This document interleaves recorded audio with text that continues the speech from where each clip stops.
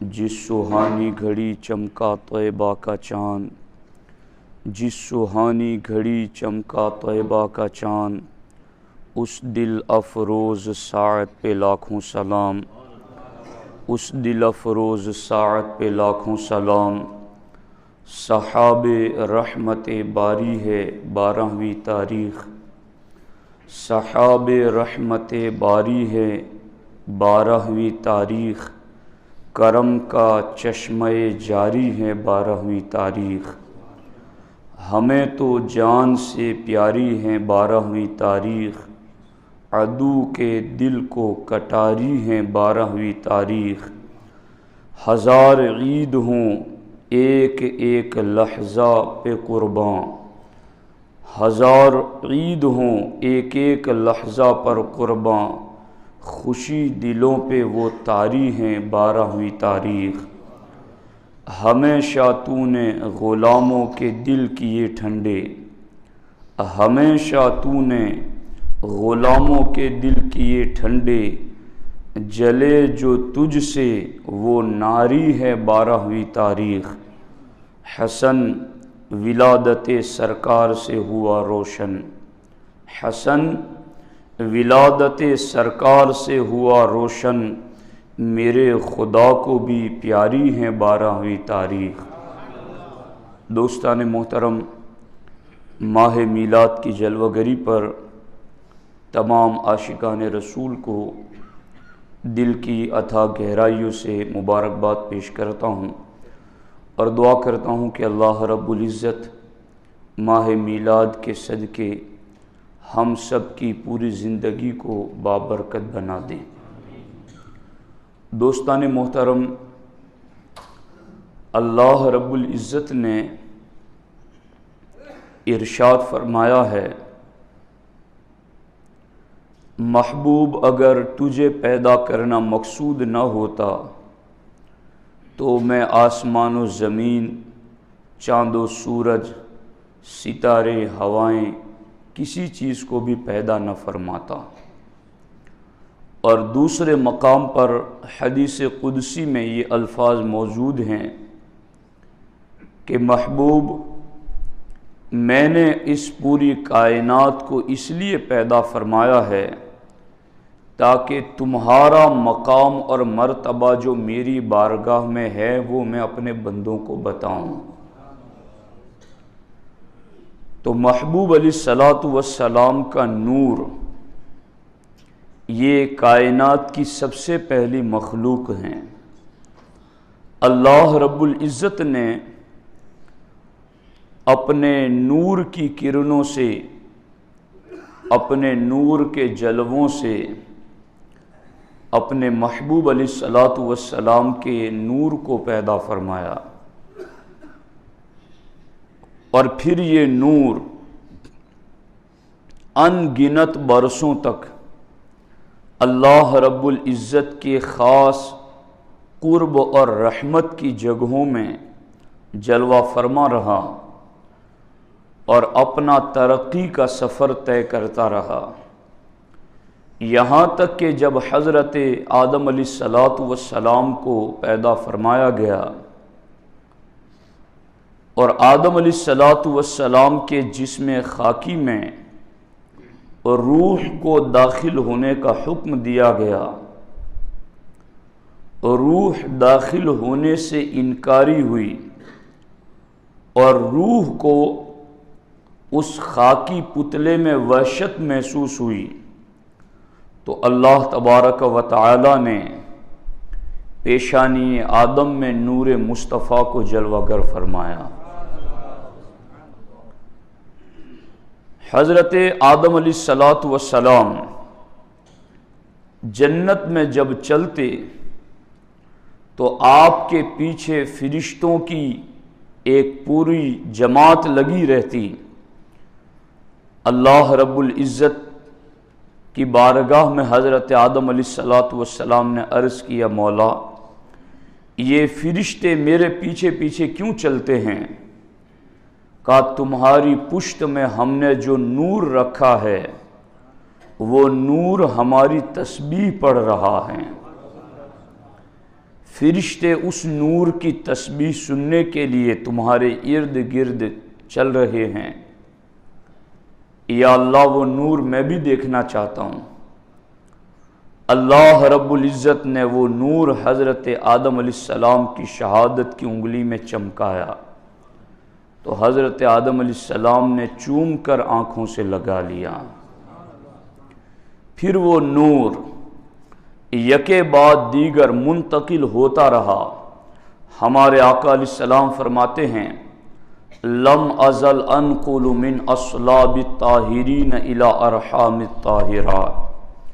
اللہ کے رسول علیہ السلام ارشاد فرماتے ہیں، میں پاک پشتوں سے پاک رحموں کی طرف منتقل ہوتا رہا۔ یعنی حضرت آدم علیہ السلام سے لے کر حضرت عبداللہ تک، اور حضرت حوا سے لے کر حضرت آمنہ تک، اللہ کے رسول علیہ السلام فرماتے ہیں، جہاں جہاں اللہ نے میرا نور رکھا، پہلے اللہ نے اس نور کے شایان شان انہیں پاک رکھا۔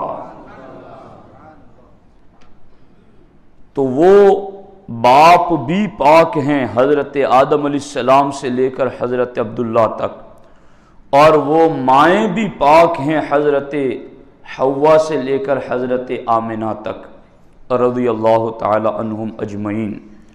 یہ نور اس طریقے سے منتقل ہوتا ہوا حضرت عبداللہ رضی اللہ تعالی عنہ تک پہنچا، اور جب حضرت عبداللہ کے ذریعہ یہ نور سیدہ طیبہ طاہرہ سیدہ آمنہ رضی اللہ تعالی عنہا کی طرف منتقل ہونے والا تھا، اس وقت کا عالم یہ تھا۔ علامہ شعیب حریفیش علیہ الرحمہ فرماتے ہیں کہ جب نور محمدی صلی اللہ تعالی علیہ وسلم حضرت سیدہ آمنہ میں منتقل ہوا تو اس وقت بڑی بڑی نشانیاں ظاہر ہوئی، اور اس وقت ساری مخلوق ایک دوسرے کو خوشخبریاں دینے لگی۔ زمین و آسمان میں اعلان کر دیا گیا، یہاں تک کہ کہا گیا، اے عرش، وقار اور سنجیدگی کا نقاب اوڑھ لے، اے کرسی، فخر کی زرہ پہن لے، اے سدرۃ المنتہا، خوشی میں جھوم جا، اے ہیبت و روب و دبدبا کے انوار، تم بھی خوب روشن ہو جاؤ، اے جنت خوب آراستہ ہو جا، اے جنت کے محلات کی حوروں، تم بھی بلندی سے دیکھنا شروع کر دو، اے رضوان جنت، جنت کے دروازے کھول دو، اور اے حور و غلمان، خوب سج جاؤ اور آراستہ ہو جاؤ، خوشبوؤں سے معطر ہو جاؤ، اے داروغے جہنم، جہنم کے دروازے بند کر دو، کیونکہ آج کی رات میری قدرت کے خزانوں میں چھپا ہوا نور اور میرا راز عبداللہ سے جدا ہو کر آمنہ کی طرف منتقل ہونے والا ہے۔ اب آپ اندازہ لگائیں، اسی لیے الروض الفائق میں یہ روایت بھی موجود ہیں کہ جب اللہ کے رسول علیہ السلام کا نور یکم رجب المرجب شب جمعہ کو سیدہ آمنہ رضی اللہ تعالی عنہا کی طرف منتقل ہوا تو اس رات ہر گھر اور ہر مکان میں نور داخل ہو گیا۔ حضرت عبداللہ ابن عباس رضی اللہ تعالی عنہما فرماتے ہیں کہ اس رات قریش کے ہر چوپائے نے بزبان فصیح کلام کرتے ہوئے کہا کہ رسول اللہ صلی اللہ علیہ وسلم اپنی والدہ ماجدہ کے شکم اطہر میں جلوہ فرما ہو چکے ہیں۔ یہ قریش کے جانور ایک دوسرے کو بشارت دے رہے تھے اور کہہ رہے تھے رب کعبہ کی قسم،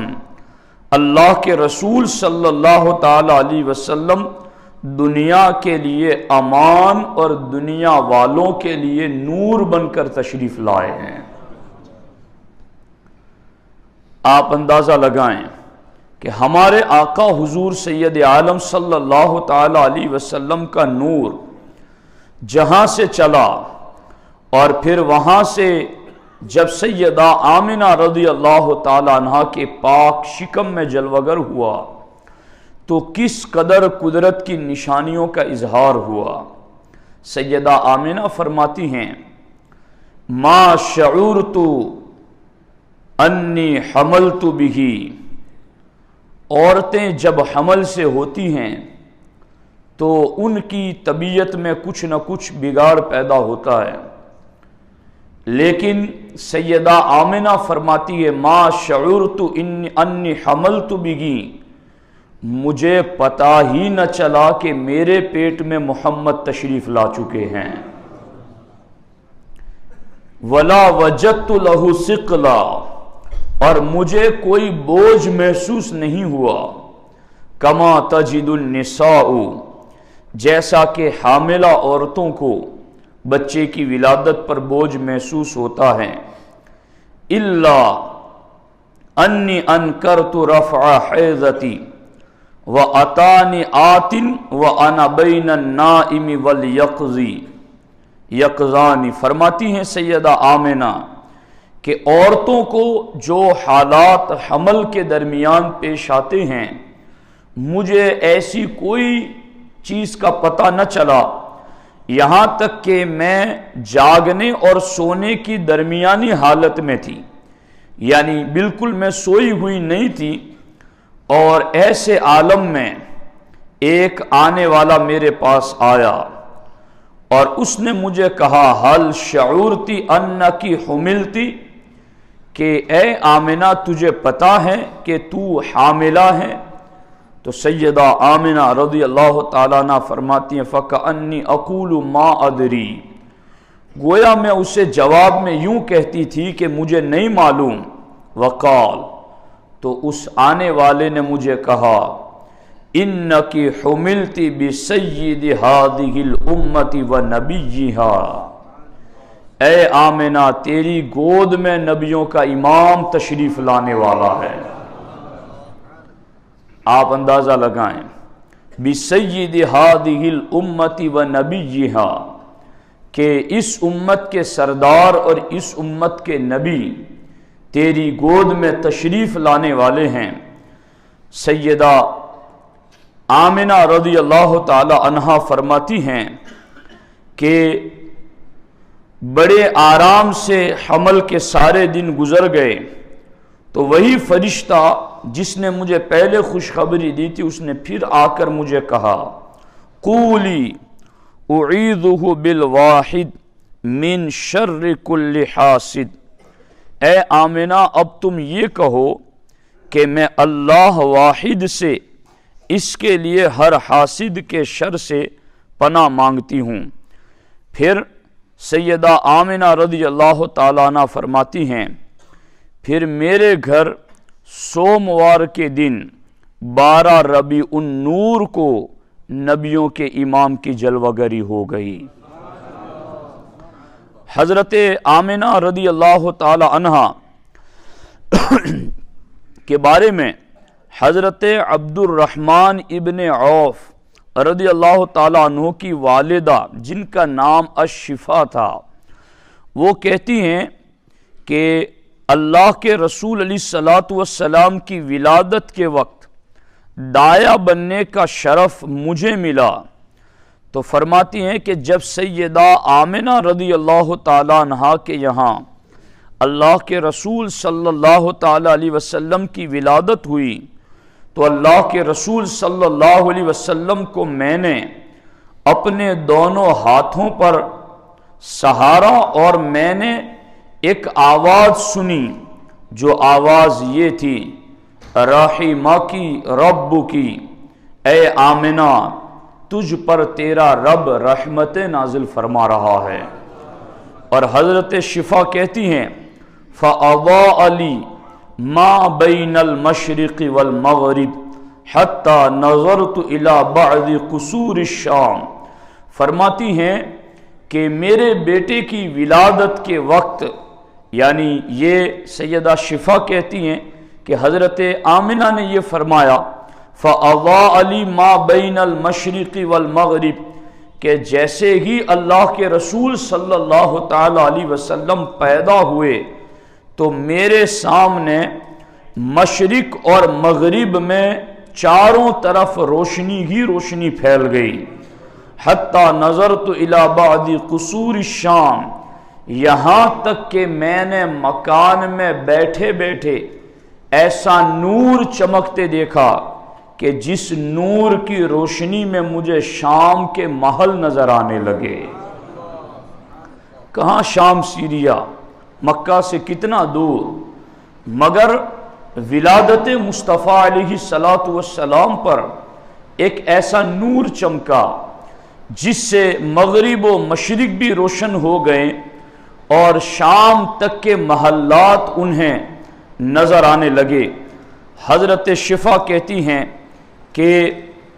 جب میں لیٹ گئی تو اندھیرا چھا گیا اور مجھ پر روب اور کپ کپی طاری ہو گئی۔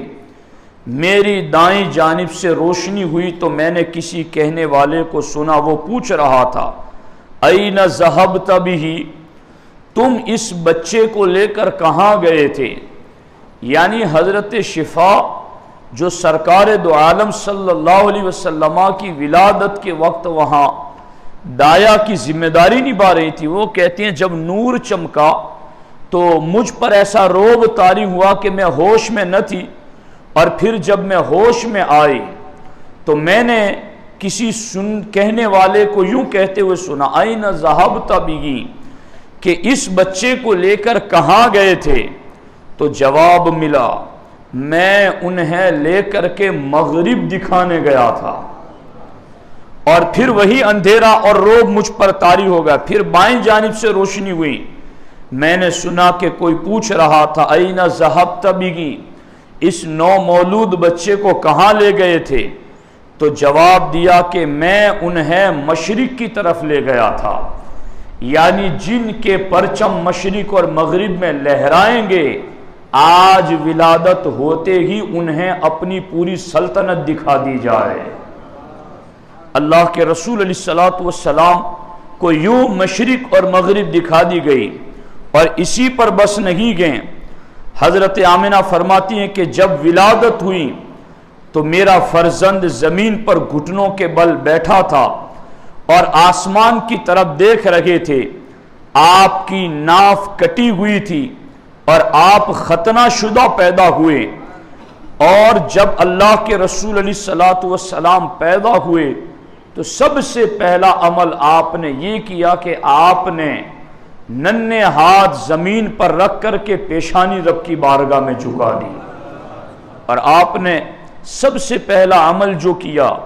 وہ سجدے کا عمل کیا۔ پہلے سجدے پہ روز ازل سے درود، یادگاری امت پہ لاکھوں سلام، یعنی آپ نے پیدا ہوتے ہی پہلا جو کام کیا وہ سجدہ ہے۔ لیکن یہاں قابل توجہ بات جو ہیں وہ یہ ہیں کہ سجدہ آپ نے اللہ کی بارگاہ میں کیا، مگر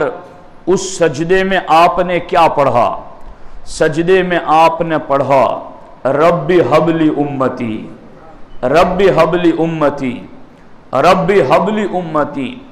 اور ایک دوسرا سجدہ ہمارے نبی علیہ السلام اور کریں گے، وہ قیامت کے دن، محشر کے دن، عرش کے نیچے سرکار فرماتے ایک سجدہ میں وہاں کروں گا، اور وہاں بھی سرکار سجدہ رب کو کریں گے، مگر زبان پر جملے یہی ہوں گے رب حبلی امتی، رب حبلی امتی، اے اللہ میری امت میرے حوالے کر دے، میری امت میرے حوالے کر دے۔ میری امت میرے حوالے کر دیں۔ اب اعلیٰ حضرت فرماتے ہیں پہلے سجدے پہ روز ازل سے درود، یادگاری امت پہ لاکھوں سلام۔ یعنی زمین پر آتے ہی پیدائش ہے مگر سجدہ ہے،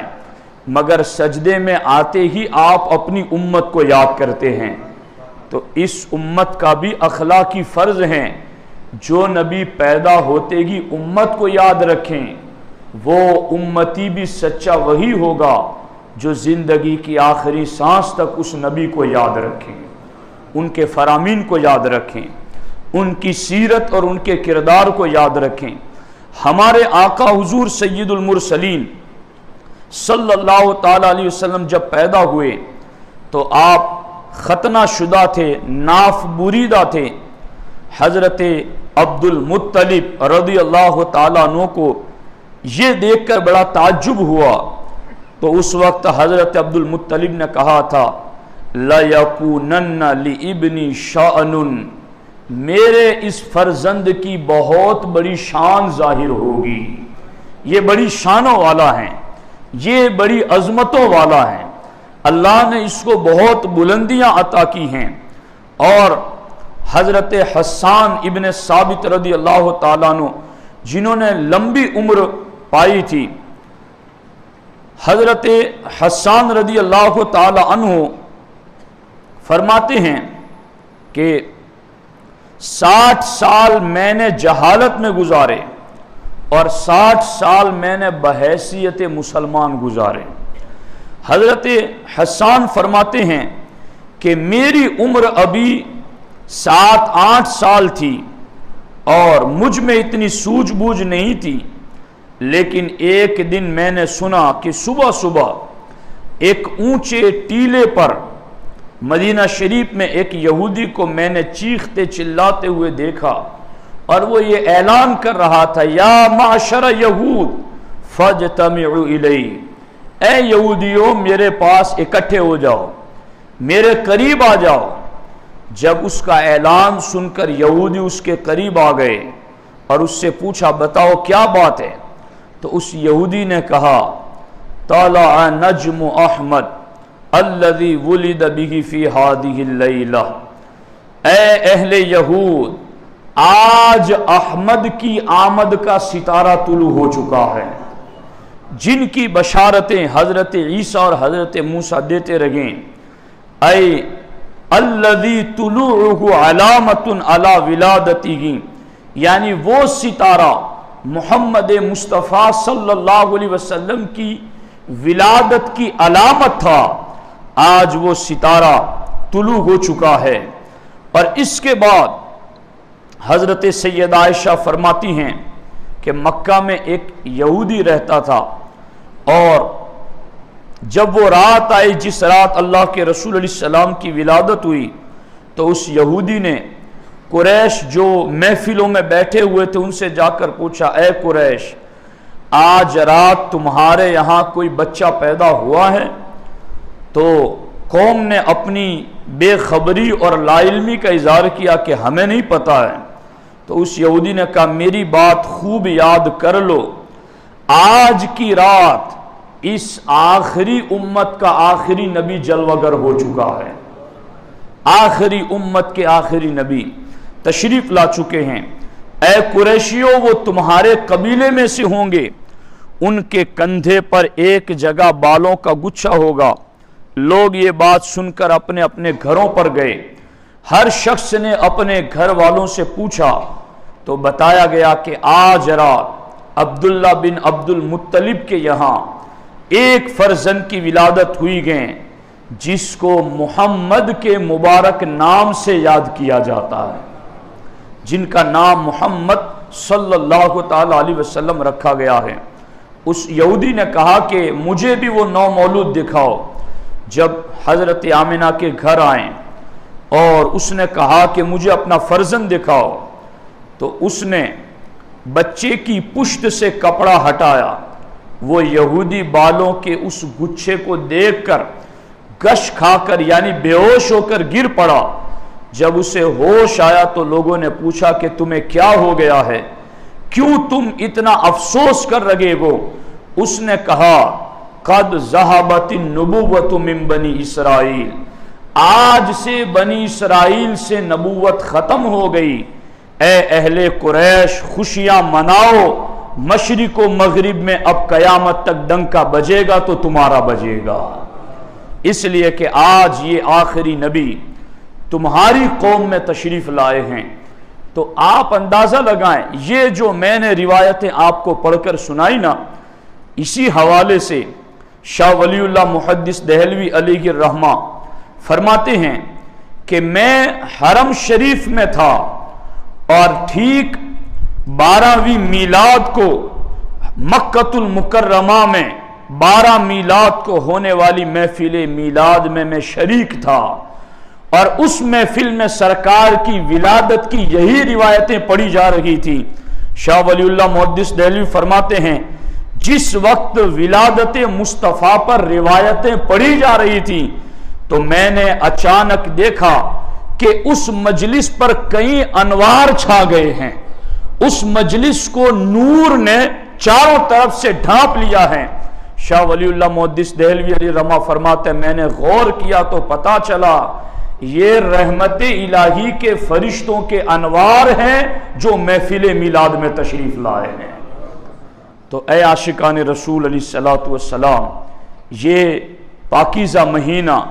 ہمارے آقا علیہ السلام کی ولادت کی جلوہ گری کا پوری دنیا کا عظیم محسن، پوری دنیا کو عدل و انصاف کا درس دینے والے، انسان کو انسانیت پڑھانے والے، لوگوں کو اندھیروں سے نکال کر اجاروں کا مسافر بنانے والے اس نبی کی آمد کا یہ مہینہ ہے۔ اس لیے اپنی گلیوں کو سجاؤ اور جیسا کہ ہر سال مناتے ہو خوب اہتمام سے مناؤ، مگر اس کے ساتھ ساتھ نمازوں کی پابندیاں بھی رکھو۔ ہو سکے تو ہمارے آقا علیہ السلام ہر سوموار کے دن کا روزہ رکھتے تھے، اور سرکار سے پوچھا گیا تو سرکار دو عالم صلی اللہ علیہ وسلم نے فرمایا چونکہ سوموار کے دن میں پیدا ہوا ہوں اس لیے میں سوموار کے دن روزہ رکھتا ہوں۔ تو ہماری خوشیاں دین سے ہٹ کر نہیں ہیں، ہماری خوشیاں دین کے دائرے میں ہیں، اس لیے نمازوں کی بھی پابندیاں کریں، قرآن مجید کی کثرت کریں۔ جس طرح ماہ رمضان آتا ہے تو مسلمان مسجدوں کو آباد کرتے ہیں اور روزے رکھتے ہیں، تلاوت کرتے ہیں، نوافل کی ادائیگی کرتے ہیں، غریبوں پر خرچ کرتے ہیں، تو اے عاشقان رسول، آقا کی میلاد کا مہینہ جلوہ گر ہو چکا ہے، خوب نیکیوں میں کثرت کرو، ذکر و اذکار استغفار کی کثرت کرو، فرض نمازوں کے ساتھ ساتھ کچھ نوافل بھی پڑھو، اور ہو سکے تو کچھ روزے بھی رکھا کرو، اور پھر ان سب کا ثواب اپنے آقا علیہ السلام کی بارگاہ میں بطور خراج عقیدت پیش کرتے رہو۔ اللہ کریم کی بارگاہ میں دعا ہے رب ذوالجلال ہمیں سرکار دو عالم صلی اللہ تعالی علیہ وسلم کی میلاد کا خصوصی صدقہ نصیب فرمائے۔ السلام علیکم ورحمۃ اللہ وبرکاتہ۔